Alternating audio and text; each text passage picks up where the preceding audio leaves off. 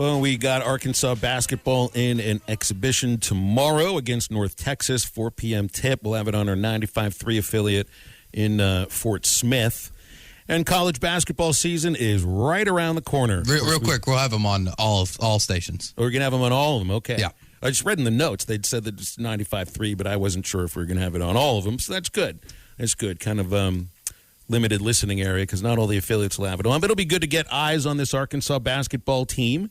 I'm not sure how many people actually were able to on Sunday in the first exhibition. Let's talk with Aaron Torres about this Arkansas basketball team. Got some other questions about a couple of the schools in the SEC. AT, how you doing today, man? What you got planned for a Halloween weekend? Well, it was actually really funny, Phil. If you want any reflection, your audience, of what it's like to work in sports, just got a text from a buddy literally 20 minutes ago. Hey, what are you doing Sunday? You want to swing by? We're having a few people over. And I said to him, oh, is Monday a holiday? I just assumed it was like Columbus Day or Veterans Day or something of that. You know, those holidays just kind of pop up in the middle of the fall, and you're like, oh, it's Veterans Day. Okay. Yeah. So I assumed it was some holiday that I wasn't directly aware of, only to find out that, yeah, Sunday is Halloween, Nick Saban's birthday. That's really what I equate it with. Listen, I'll take this to my grave, Phil. As an adult, you can debate what the best holiday is, but as both a child and I would say anyone under 28, 29, as long as you're single, it is the best holiday as well. So shout out to Halloween. Shout out to all of the Arkansas students who I'm sure will be letting loose this week. And I actually got another call yesterday from a buddy who just so conveniently, and I'm using air quotes where you can't see it, he lives in South Carolina, and he, quote-unquote, has to take clients this weekend to the Clemson-Florida State game. Oh. Poor guy in his 30s going to be at Clemson on Halloween weekend. I felt really bad for him. I very briefly Googled flights, but it was a little out of my price range. I'm not Ty Richardson here that's flying all over the country, so that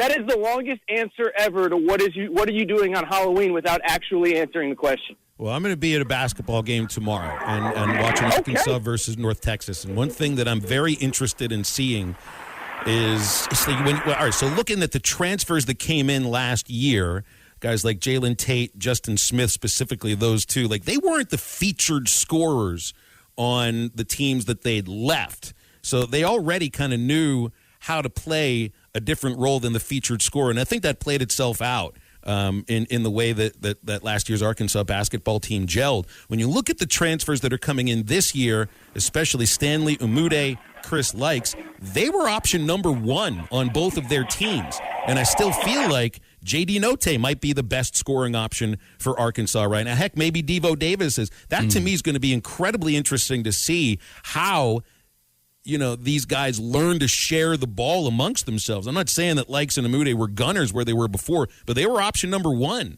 I don't think they're option number one at Arkansas, at least not to start. Yeah, and it's really interesting, too, right? Because, I did talk to Stanley Umude when he transferred, and I think one of the big things that he talked about is I've gotten all the individual statistics. I want to go somewhere where I can win big, continue to develop all that stuff. So I'm not as worried about him. But Chris Likes, listen, you don't get to be a high major ACC, SEC caliber basketball player if you don't have, when you're 5'7", I should add that caveat, if you don't have an insane level of confidence and if you don't do an insane thing well. And obviously, you could probably take a guess when you're 5'7", you're either going to score the ball, you're going to be a great distributor, whatever. And so that is what he is, and that is what he does well. And so I'm curious too, Phil, and I don't have an answer where, Miami over the previous 3-4 years, everything ran through him. He was really good at what he did. They had some success. They had some failures. Obviously, last year he basically sat out the entire season. But I do think it's going to be an adjustment. But I would also say a couple of things. One, I don't think Arkansas takes him unless it is very clear. And they took him early, too. I think he was the first transfer to commit to them back in maybe even March or early April. They don't take him if they don't kind of express to him, hey, we want you to be you, but there's a certain role that you have to play with us. And I would also say from his perspective, I don't think he comes to Arkansas if he thinks I'm getting 27 shots a game coming to a program that just made an Elite Eight and obviously has a lot of really talented pieces around me. So I'm with you, Phil. I'll probably be texting you throughout that game to get a feel for how do the guys look at that, at the event. But I'll also say, that's kind of what stands out to me is I don't think he comes, and I don't think Arkansas necessarily wants him if his end game is only to shoot a bunch of shots and not contribute to winning basketball.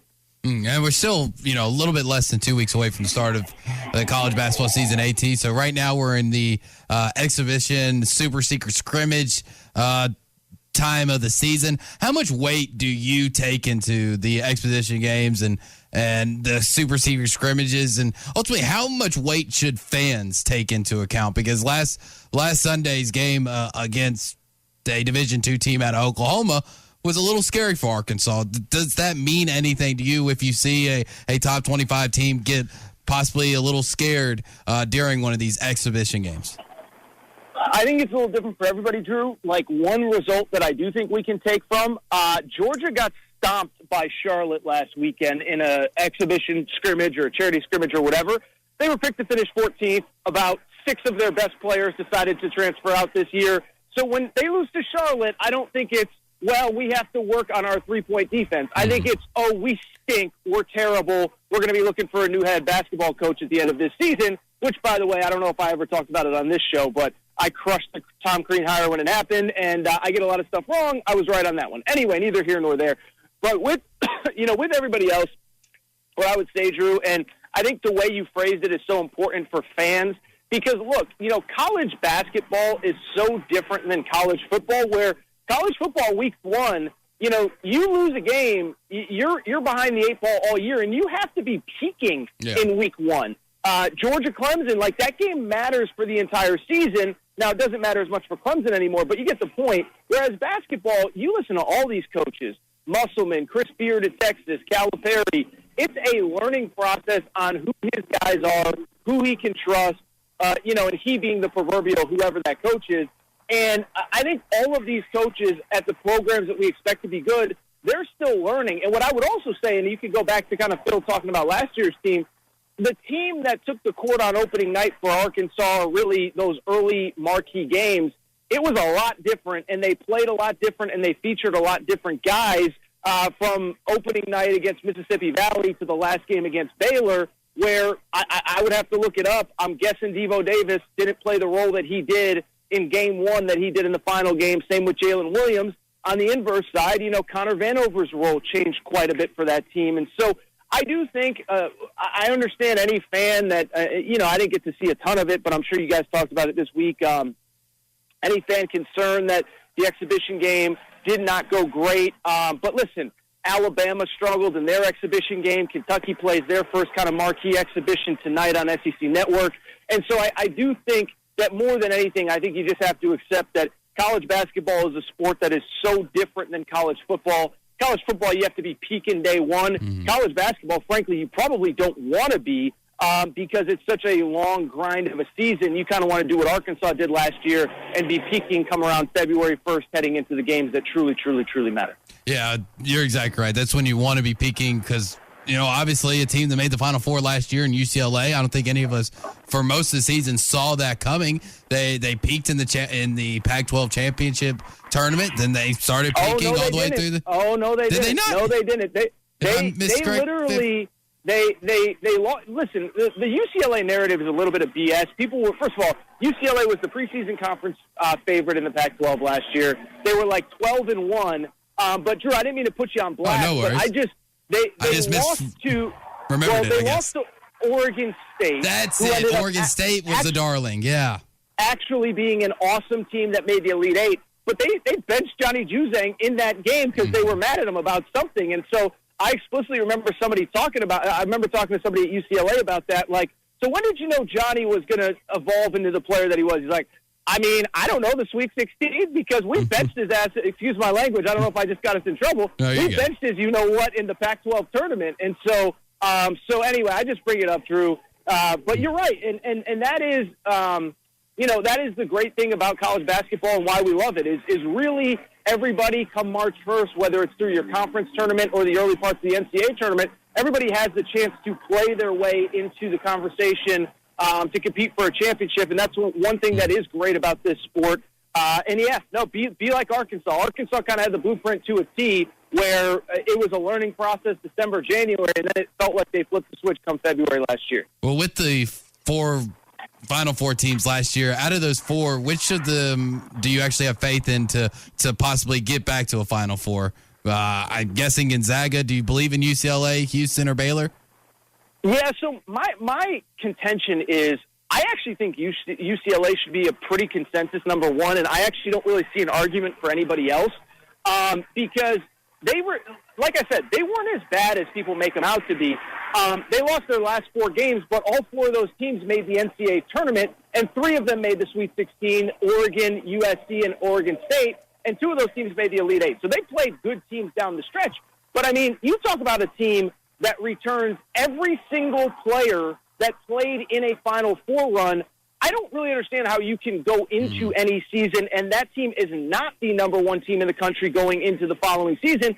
And it's not like there's some mid-major whatever. They got 3 guys that are probably going to get drafted in the first round of the NBA draft next year when you add in Peyton Watson, a freshman who obviously wasn't with the team last year. So they're a pretty consensus number 1 to me. Gonzaga, I'm really curious about. I'm actually going to see Gonzaga over Thanksgiving weekend. They play actually UCLA and Duke in about a 4-day period. I'm going to try to get to both those games. But I just bring it up because with Gonzaga because they were so good on the perimeter last year, and they have 1 returning guard, and then the guards that they're going to need to play are basically freshmen, and we know guards matter in college basketball. And the thing is, too, it's not even like Arkansas that has experienced guards, just not at Arkansas. Gonzaga is going to have to play and rely on true freshmen. So I still have, I think, number 2, number 3, number 4 in my poll because I do think they're going to be really good, but I think they're going to struggle early. They got a brutal early schedule. Chris Beard and Texas go up there the opening weekend. Like I just said, they play UCLA and Duke right around Christmas or Thanksgiving time, So we're going to learn a lot about them really quickly. Aaron, I had to laugh for a moment about the idea of, don't overreact to an exhibition game. And I think Arkansas fans, for the most part, haven't. But, you used to write at Kentucky Sports Radio. Did you ever try to tell Kentucky fans not to overreact to the blue-white game or an exhibition game? And what was their thought behind that? Because they'll overreact to, anything. To Coach Calipari crossing the street. Well, I'll say this. They are kind of the quintessential fan base where nothing is wrong until everything is wrong. Where it's like, no need to worry. Trust Coach Cal. We've been here before. And, in defense of Coach Cal, it's kind of what we were talking about with Arkansas. There have been times where his teams have been so young where, they don't peak again. They're not very good. I mean, even 2 years ago when they won the SEC, they were at one point 8-3 coming out of the out-of-conference. They actually, again, had games in Vegas. I was at one of them against Ohio State that they lost. But then when the wheels come off, they come off. And it was funny because, it was about 2 games into last year. They lost to Richmond. They lost to Kansas. And then I think their 3rd loss was to Georgia Tech. And that was when I started to see the tweets of Mitch Barnhart better have a short list in his Rolodex ready to go. And I was like, look, man, Chuck Calipari has a lifetime contract. He'd be owed $40 million if you fire him. I think it's before 2025 if you fire him without cause.